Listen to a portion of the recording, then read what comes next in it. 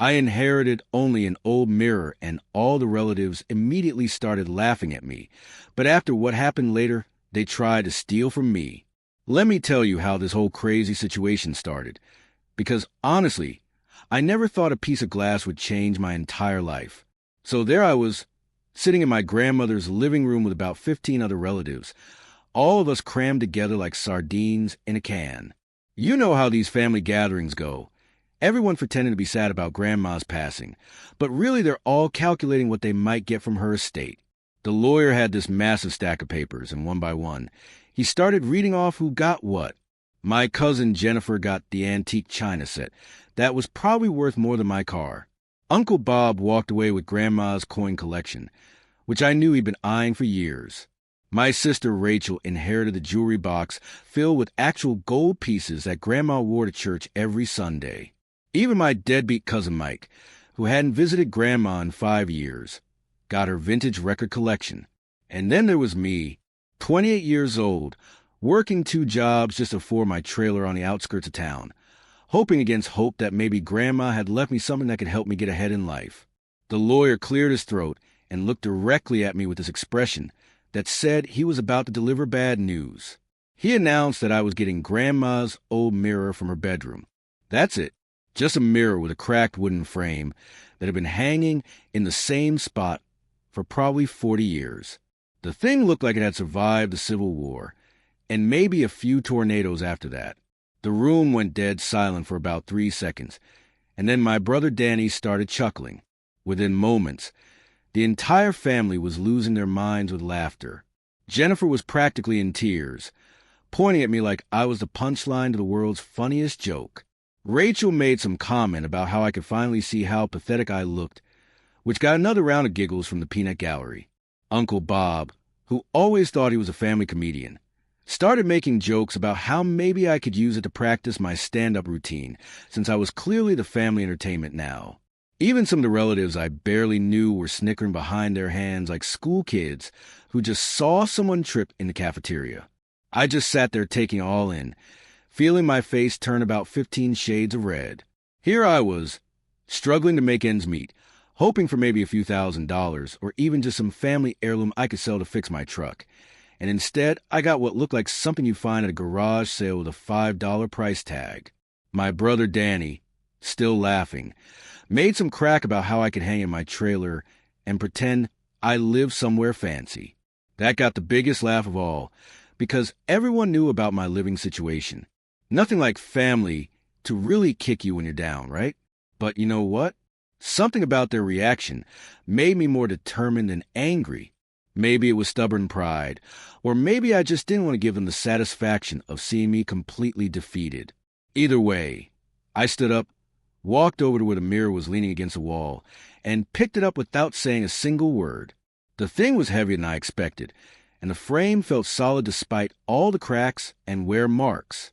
As I carried it toward the door, I could hear them still making jokes behind me. Someone mentioned something about 7 years of bad luck, which got another round of chuckles. I loaded that mirror into the back of my pickup truck, being careful not to let it slide around too much on the drive home. The whole way back to my trailer, I kept thinking about how Grandma used to sit at her vanity every morning, brushing her hair and putting on her lipstick in front of that exact same mirror. She'd always tell me stories about how it belonged to her mother before her, and how it had been in the family for generations. Maybe that's why she left it to me. Not because it was valuable in the traditional sense, but because she knew I'd actually appreciate the history behind it. Or maybe she just ran out of good stuff to give away, and I drew the short straw. Either way, I was stuck with it now. When I got home, I carried the mirror inside and leaned it against the wall in my tiny living room. The cracked frame actually looked kind of interesting in the lamplight, like it had character that all those fancy antiques at Grandma's house were missing. I started thinking maybe I could clean it up, fix some of the cracks, and at least make it look decent in my place. As I stood there looking at my reflection in that old glass, I couldn't shake the feeling that Grandma had left me something more than just a mirror. She was always the smartest person in our family, and she never did anything without a reason. But at that moment, surrounded by the laughter of my relatives still echoing in my head, I had no idea just how right I was about to be. That night, I went to bed thinking about how I was going to prove to my family that I wasn't the family failure they all seemed to think I was. I had no idea that the proof was sitting right there in my living room, waiting for me to discover what Grandma had really left behind. Sometimes the best gifts come in the most unexpected packages, and sometimes family is the last group of people who will believe in you when you need it most. Little did I know that within a few days, those same relatives who were laughing at me would be trying to figure out how to get their hands on what I'd inherited. The next morning, I woke up with that mirror still bothering me, not because I was embarrassed about inheriting it, but because something about it felt off. You know that feeling when you're missing something obvious? That's exactly what was gnawing at me as I made my coffee and got ready for my shift at the warehouse. I kept staring at that thing leaning against my living room wall. The frame was definitely old, probably oak or something similar, with these intricate carvings that you don't see anymore. The cracks weren't just random damage either. They formed these weird patterns that almost looked intentional. But it was the back of the mirror that really caught my attention. Most mirrors, especially old ones, have this backing that's nailed down tight. But this one looked like someone had been messing with it. The wooden panel on the back wasn't sitting flush like it should be. There were these tiny gaps around the edges, and when I tapped it with my knuckle, it sounded hollow in some spots. Now, I'm not exactly what you'd call handy, but I've fixed enough stuff in my trailer to know when something isn't right. So I decided to take a closer look. I grabbed my toolbox from under the kitchen sink, basically just a hammer, some screwdrivers, and a flashlight that worked half the time. I laid the mirror face down on my couch, which was probably the nicest piece of furniture in my whole place. The back panel was held on with these old brass screws that looked like they'd been turned recently. That was weird, because if Grandma had been messing with this thing, she never mentioned it to anyone. It took me about 10 minutes to get all the screws out, and let me tell you, my hands were shaking the whole time. Part of me was worried I was about to destroy the only thing Grandma left me, but another part was curious as hell about what I might find. When I lifted off that back panel, I expected to see the usual mirror backing, that silvery coating they put on the glass. Instead, there was this space between the mirror and the backing, like a hidden compartment that had been built into the frame itself. And sitting right there in that space was a small cloth pouch about the size of my fist. It was tied with what looked like a piece of old ribbon, and it was heavier than I expected when I picked it up. My heart started pounding like I'd just run a marathon. I untied that ribbon with fingers that wouldn't stop trembling, and when I opened the pouch, I nearly dropped the whole thing. Inside were these pieces of jewelry that definitely didn't look like anything you'd buy at Walmart. There was a necklace with stones that caught the light in a way that made them look like they were glowing from the inside. There were earrings that matched, and this brooch that had intricate metalwork I'd never seen before. Everything was tarnished with age, but you could tell it was real silver, maybe even platinum. The stones looked like they could be diamonds, but I wasn't about to make that assumption without getting them checked out properly. I sat there on my couch for probably an hour, just staring at these pieces and trying to figure out what the hell was going on. Grandma had never worn jewelry like this, at least not that I'd ever seen. She was more of a simple gold wedding band and pearl earrings kind of woman. This stuff looked like something you'd see in a museum or on some rich lady at the opera. My first thought was that maybe Grandma had been hiding these for someone else, like maybe they belonged to a friend who needed to keep them safe. But then I remembered how she'd always been secretive about her past, especially about her family back east. We always figured she just didn't like talking about old times. The more I looked at these pieces, the more questions I had. Why hide them in a mirror? Why not put them in a safe deposit box or something? And why leave the mirror to me specifically? I mean, I was probably the poorest person in the whole family. It's not like I had experience with valuable stuff. But then I started thinking about all those times Grandma would tell me I was different from the rest of the family. She'd say I had more sense than my siblings, that I didn't just think about money all the time. Maybe she trusted me to figure out what to do with whatever she was hiding. I carefully put everything back in the pouch and tied it up again. Then I sat there trying to decide what my next move should be. Part of me wanted to call my sister Rachel, since she knew more about jewelry than I did. But remembering how they'd all laughed at me the day before made me think twice about involving anyone from my family just yet. Instead, I decided I needed to do some research first. I wasn't about to walk into some pawn shop and get ripped off if these pieces were actually worth something. And I definitely wasn't going to mention this to anyone until I knew exactly what I was dealing with. I spent the rest of that day at work thinking about nothing but that jewelry. Every time my supervisor wasn't looking, I was Googling things like how to identify antique jewelry and what makes jewelry valuable on my phone. Most of what I found was pretty generic, but I did learn that the way those stones caught the light was a good sign that they might be real. When I got home that night, I took the pouch out again and examined each piece more carefully. Under my desk lamp, I could see tiny markings on the metal that looked like they might be makers' marks or signatures.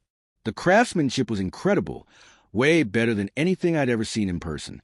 That's when I decided I needed to bite the bullet and take these pieces to a real expert. Not some pawn shop guy who'd try to lowball me, but an actual jewelry appraiser who could tell me what I was really looking at. I figure if they turned out to be costume jewelry, I'd only be out the cost of an appraisal. But if they were real, well, that could change everything. The next morning, I called in sick to work and spent an hour researching jewelry appraisers in the area. I found this guy downtown who had great reviews and specialized in antique pieces.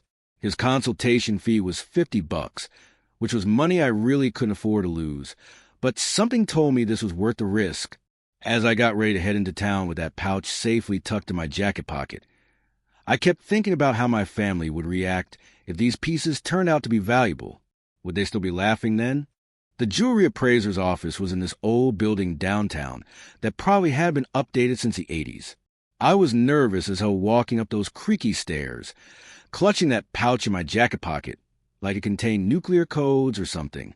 The whole drive there, I kept telling myself not to get my hopes up, that these pieces were probably just well-made costume jewelry from Grandma's younger days. Mr. Hendricks was this older gentleman with thick glasses and hands that shook slightly when he moved. His office was crammed with display cases full of rings, watches, and necklaces that looked way more expensive than anything I'd ever owned. When I explained that I'd inherited some jewelry and wanted to know what it was worth, he nodded like he dealt with the situation every day. I pulled out the pouch and carefully laid each piece on his examination table. The moment those pieces hit the light from his desk lamp, his whole demeanor changed. He stopped that casual small talk and leaned in closer, reaching for this magnifying glass thing that looked like it belonged in a detective movie. He spent about 20 minutes examining each piece individually, making these little humming sounds that I couldn't interpret. Sometimes he'd nod, sometimes he'd frown, and once he actually whispered something under his breath that sounded like surprise. My palms were sweating the entire time, and I kept shifting in my chair, trying to read his expression. When he finally looked up at me, Mr. Hendricks had this expression I'd never seen before, like he was looking at someone who just won the lottery but didn't know it yet. He asked me where I'd gotten these pieces, and when I told him about inheriting them from my grandmother, he asked if I knew anything about her family history. I explained that Grandma had always been secretive about her past, especially about her family back east. She'd moved to our town sometime in the 50s and never talked much about her life before that. Mr. Hendricks nodded like this information was important somehow. Then he delivered the news that completely changed my life. He told me these weren't just antique pieces. They were authentic Tiffany & Company jewelry from the 1930s.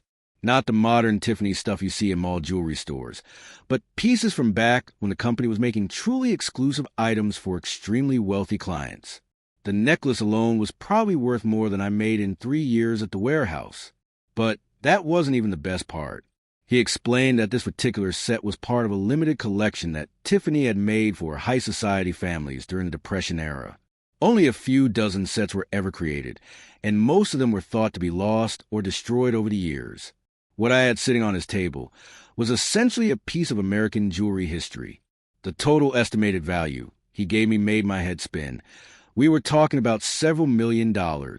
Several $1 million. I had to ask him to repeat it twice because I couldn't process what he was telling me. Here I was, living in a trailer and working 2 jobs just to pay my bills, and I'd been carrying around enough money to buy a mansion. $1 Mr. Hendricks recommended that I get a formal appraisal done for insurance purposes and suggested I contact a few auction houses that specialize in high-end estate jewelry.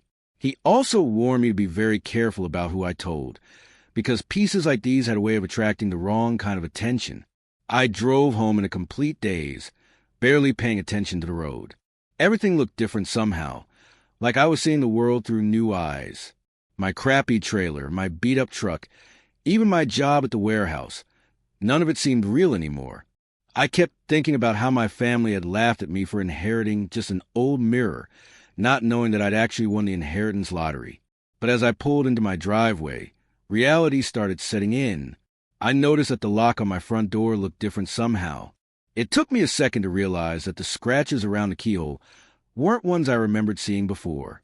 Someone had been messing with my lock. I went inside carefully, expecting to find my place torn apart, but everything looked normal. Too normal, actually, like someone had been inside but had been careful not to disturb anything obvious. I checked all my usual hiding spots. The coffee can where I kept my emergency cash, the box under my bed with important papers, even the freezer where I sometimes stash things. Everything was there, but I couldn't shake the feeling that someone had been going through my stuff. Then I looked at the mirror, and my blood ran cold. It was still leaning against the wall where I'd left it, but the back panel wasn't quite lined up the way I'd put it back together. Someone had definitely been inside my place, and they'd been messing with the mirror. That night, I barely slept. Every little sound outside had me jumping up to look out the windows. I kept the jewelry pouch under my pillow, which probably wasn't the smartest hiding place. But I wasn't about to let it out of my reach. I started thinking about who might know about Grandma's mirror and what could be hidden inside it. The only people who knew I'd inherited it were the family members who'd been at the reading of the will. But how would any of them know there was something valuable hidden inside? Unless one of them knew more about Grandma's secrets than they'd ever let on. The next morning, I decided I needed to install some security measures before I did anything else. I drove to a hardware store and bought a couple of motion sensor cameras and some better locks for my doors. The guy at the store probably thought I was paranoid, but I'd rather be safe than sorry when I was sitting on a fortune that nobody knew about yet. While I was setting up the cameras, my phone rang. It was my sister Rachel, asking if I want to come over for dinner that weekend. She was being unusually nice, which immediately made me suspicious. Rachel had never invited me for dinner in my entire adult life. Usually, she acted like being seen with me in public was embarrassing for her. I told her I'd think about it and hung up, but something about that call bothered me. Then my brother Danny texted asking if I wanted to grab beers after work, which was equally out of character. These people had been treating me like the family disappointment for years, and suddenly they were interested in spending time with me. That's when it hit me. Someone in my family suspected that Grandma's mirror was more than it seemed. Maybe they remembered something about her past, or maybe they'd figured out that she wouldn't have left me something worthless when everyone else got valuable items. Either way, I was starting to realize that my biggest problem wasn't only figuring out what to do with millions of dollars in jewelry. My biggest problem was going to be keeping my own family from trying to take it away from me. And based on that attempted break-in, it looked like they'd already started trying. I spent the next few days acting completely normal around my family. But inside, I was watching everyone like a hawk. Rachel kept texting me about that dinner invitation, and Danny had called twice more about hanging out. Even Uncle Bob, who usually acted like I didn't exist, made some comment at the grocery store about how we should catch up soon. The sudden attention was so obvious it would have been funny if it wasn't so concerning. Meanwhile, I'd been researching auction houses and trying to figure out the best way to sell the jewelry without attracting too much attention. Mr. Hendricks had given me contact information for a few reputable dealers, but they all wanted detailed provenance documentation that I didn't have. Apparently, when you're selling million-dollar jewelry, people want to know exactly where it came from and how you got it. I'd also been checking my security cameras religiously. For 3 days, nothing unusual happened, just the occasional delivery truck or neighbor walking their dog. I was starting to think maybe I'd been paranoid about that lock, that maybe I just remembered it wrong after all the excitement of discovering the jewelry. Then on Thursday night, Around 11:30, my motion sensor alert went off on my phone. I was watching Netflix in bed and nearly jumped out of my skin when my phone started buzzing. I pulled up the camera feed and couldn't believe what I was seeing. There was my brother Danny, clear as day, creeping around the side of my trailer with a flashlight. He was trying to stay out of the main camera's view, but he obviously didn't know I'd installed multiple angles. I watched him check all my windows, testing to see if any of them were unlocked. When that didn't work, he pulled out what looked like a credit card and started messing with my back door. The crazy part wasn't that he was trying to break in. The crazy part was how prepared he seemed. This wasn't some spur-of-the-moment decision. He had tools with him, and he knew exactly what he was doing. My own brother had apparently been planning this for days. I grabbed my phone and started recording the camera feed, making sure I had clear evidence of what was happening. Part of me wanted to call the cops right then and there, but another part of me needed to know exactly what he was looking for. If I confronted him now, I might never find out how much the rest of my family knew about Grandma's secrets. After about 10 minutes of working on the lock, Danny managed to get my back door open. I watched him slip inside with his flashlight, moving like he knew the layout of my place by heart, which, of course, he did. He'd been in my trailer plenty of times over the years, back when we had a better relationship. From the camera inside my living room, I could see him go straight to the mirror, not to my TV, not to my computer, not to any of the obvious stuff someone might steal. He went directly to that mirror like he knew exactly what he was looking for. That confirmed my worst suspicions. Someone in my family had known about the hidden compartment all along. Danny flipped the mirror around and started examining the back panel, but I'd learned from my previous break-in scare. The jewelry wasn't hidden there anymore. I'd moved it to a safety deposit box the day after my appraisal, keeping only photographs of the pieces at home for reference. I watched him spend about 20 minutes carefully removing the back panel, and I could practically see his confusion through the camera when he found the compartment empty. He checked every corner of that space, then started looking around the rest of my trailer, like maybe I'd moved whatever he was searching for. He went through my bedroom, my kitchen cabinets, even my bathroom medicine cabinet. The guy was thorough, I'll give him that. But he was also careful not to disturb anything too obviously, probably hoping I wouldn't realize he'd been there. When Danny finally left around 1 a.m, I was too angry to sleep. This wasn't just about the money. This was about trust. My own brother, someone I'd grown up with and defended when other people called him irresponsible, had broken into my home to steal from me. And based on how prepared he'd been, this had been planned for a while. But the bigger question was how he'd known about the mirror's secret. Had Grandma told someone in the family about the jewelry? Had she mentioned it to my parents, who then told Danny? Or had someone else figured it out independently and convinced him to be the one to actually do the breaking and entering? The next morning, I decided to do a little detective work of my own. I called my mom and casually asked if she remembered anything special about Grandma's mirror. She got quiet for a moment, then asked why I was wondering about it. When I explained that I was thinking about getting it restored, she suggested I talk to my dad about it instead. That was weird, because Mom usually knew more about family history than Dad did. But when I called him, he also seemed uncomfortable talking about the mirror. He mentioned something about how Grandma had always been particular about that piece, and how she'd made some comment about it being more important than people realized. Now I was getting somewhere. I pressed him for more details, and Dad finally admitted that Grandma had once told him and Mom that the mirror contained something valuable, but she'd never explained what. She'd made them promise never to mention it to any of the grandchildren, because she wanted to decide for herself who would inherit it and what they'd do with whatever was inside. So my parents had known. They'd known there was something hidden in that mirror, and they'd kept it secret for years. But if they knew, and they'd kept it secret, then how had Danny found out? Unless one of them had told him, which seemed unlikely given how irresponsible everyone considered him to be. That's when I remembered something from the will reading. After the lawyer had announced that I was getting the mirror, my parents had exchanged this look. At the time, I thought they felt bad for me getting stuck with something worthless.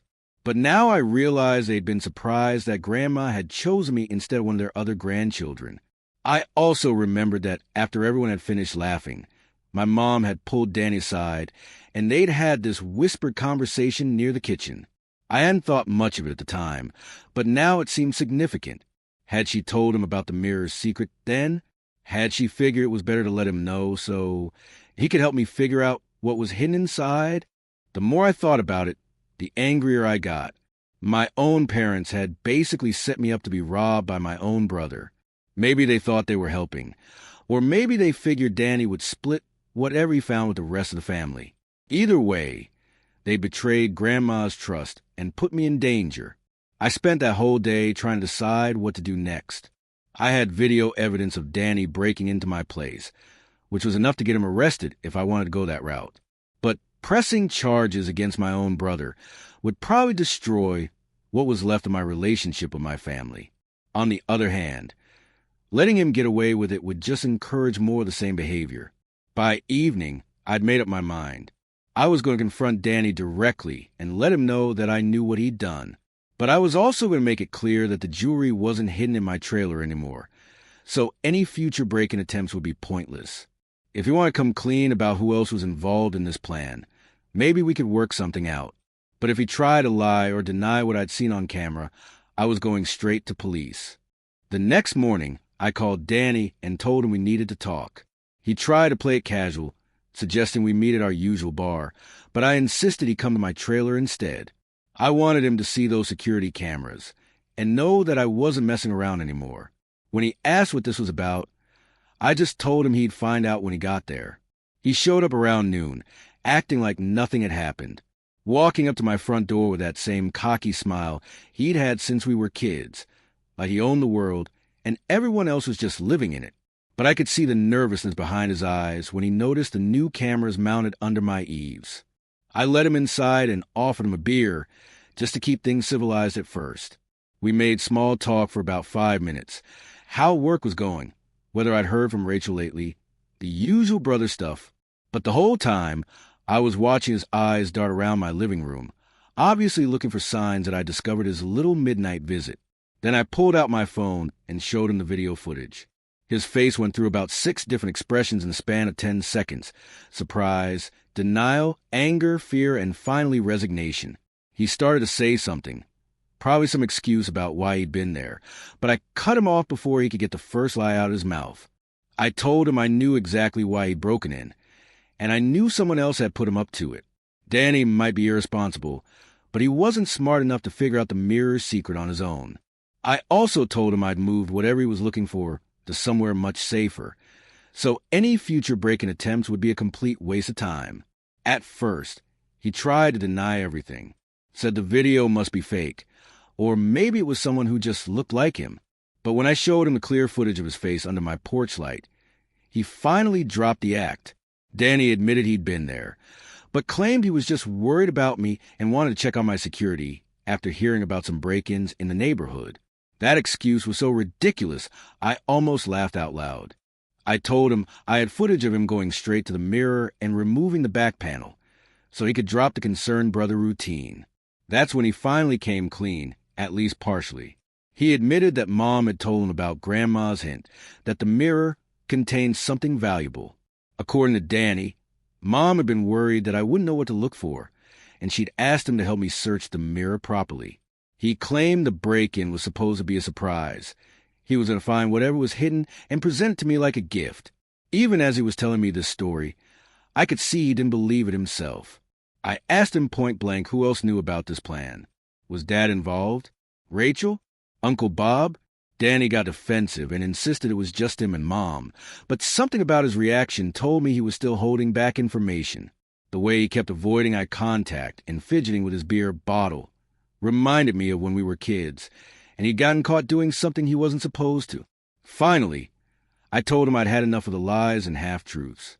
I showed him the formal appraisal documents from Mr. Hendricks, explaining exactly what had been hidden in that mirror and how much it was worth. Danny's jaw literally dropped when he saw those numbers. I think until that moment, he'd been expecting to find maybe a few $1,000s in cash or some modest jewelry. When he realized we were talking about millions of dollars, his whole attitude changed. Suddenly, he wasn't the apologetic brother who'd just made a mistake. Now he was calculating, trying to figure out how he could get a piece of what I'd found. He started talking about how we were family, how Grandma would have wanted us to share whatever she left behind. I shut that down immediately. I reminded him that Grandma had specifically chosen to leave the mirror to me, not to him or anyone else. She had plenty of opportunities to hide that jewelry somewhere everyone could find it, but she'd chosen to put it where only the person who inherited the mirror would discover it. Danny tried a different approach, suggesting that maybe I owed the family something since they'd all gotten less valuable items in the will. He pointed out that Rachel's jewelry box wasn't worth nearly as much as what I'd found, and that Uncle Bob's coin collection was probably worth more than my inheritance had appeared to be worth. According to his logic, I should compensate everyone for the imbalance. That argument made me so angry I could barely keep my voice level. I told him that if he wanted Grandma to leave him something valuable, maybe he should have visited her more than twice a year and actually shown some interest in her life. The idea that I owed anyone anything because I'd been chosen to inherit something meaningful was completely backwards. At that point, our conversation started getting heated. Danny accused me of being selfish and forgetting where I came from.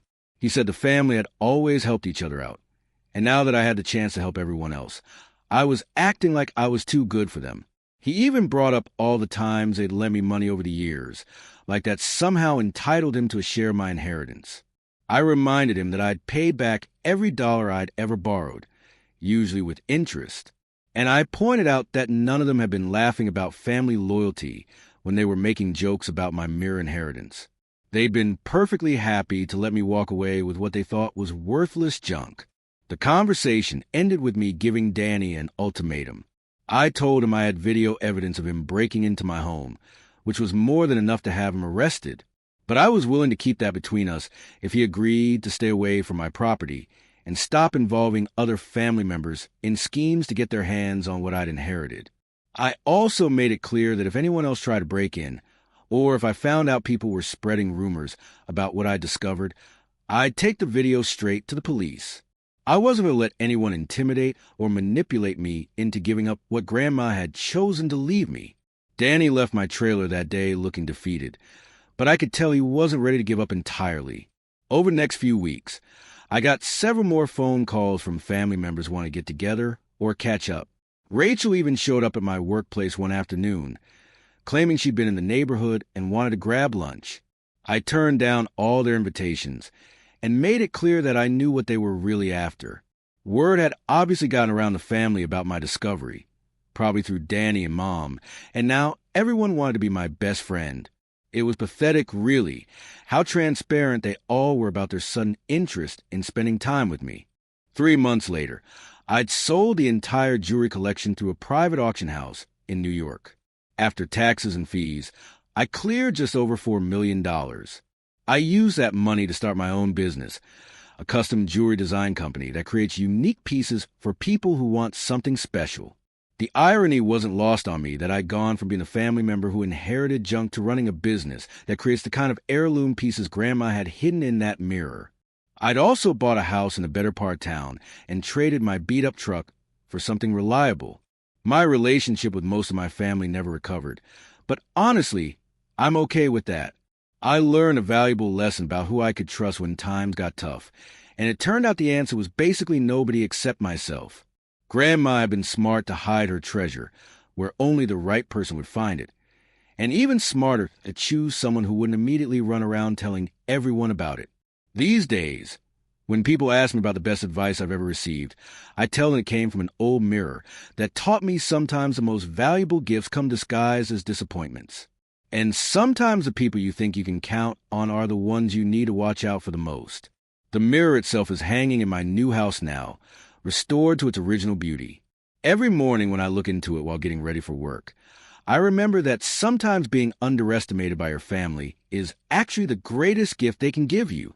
It means when something amazing finally happens, you get to enjoy it all by yourself.